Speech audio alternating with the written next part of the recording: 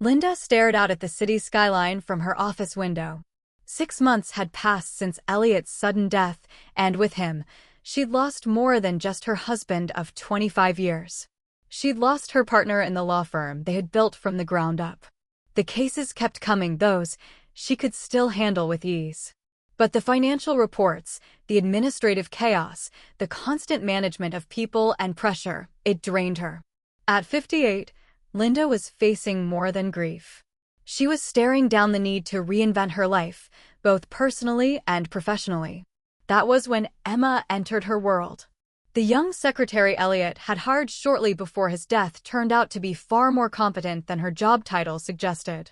At 28, and in her final year of a business administration degree, Emma quickly brought structure to the chaos building on Linda's desk. Her calm presence, quiet confidence, and unspoken support made Linda feel, if only slightly, less lost. A quiet connection began to take shape between them. Neither of them had planned it. But closeness has a way of finding its own path. It started to shift one late afternoon during a meeting about restructuring the firm's operations. The elevator was down, so they took the stairs. In the narrow stairwell, the soft scent of Emma's perfume momentarily distracted Linda. "I think we've earned a drink after today," Emma said with a small smile, her tone playful but testing. They ended up at a quiet bar not far from the office, sipping red wine and slipping gently across professional boundaries. Linda found herself watching the way Emma moved, the way she spoke, the way her eyes sparkled when she laughed. Guilt followed close behind. The wedding ring on Linda's hand still clung to her finger, though now it felt more like a weight of memory than a vow.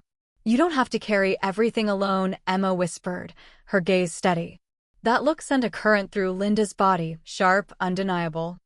The following week, during a major court hearing, Linda caught Emma's gaze from the gallery. It wasn't just admiration. It was something else. Something deeper. And in that moment, Linda's typically flawless argument faltered, just slightly. The inevitable happened that Friday night. The office was mostly empty, quiet except for the rustle of papers and the low hum of the city beyond the windows. Among the case files and long stretches of silence that had grown comfortable between them, Emma approached Linda's desk. "I can't keep pretending there's nothing here," she said softly, her voice trembling. "I know it's complicated. I know the timing's probably all wrong. But every time you walk into a room, I can't stop thinking about you." Linda's heart pounded. All the loneliness of the past few months, the ache, the isolation, it met the warmth of Emma's nearness and dissolved into a single moment of undeniable clarity. She rose slowly, walked around the desk, and allowed herself to be something she hadn't been in a long time. Not the widow. Not the lawyer. Just a woman. A woman remembering what it meant to feel again. Their lips met, tentative at first, barely a touch.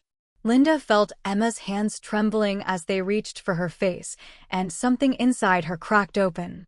All the walls she had carefully built crumbled. She pulled Emma close, surrendering to the moment, both terrifying and deeply right. When they finally parted, breathless, Emma rested her forehead against Linda's, fingers still tangled gently in her hair. "I'm scared," Linda whispered, her voice thick with emotion. Emma smiled softly. "So am I. But I think it's worth a try."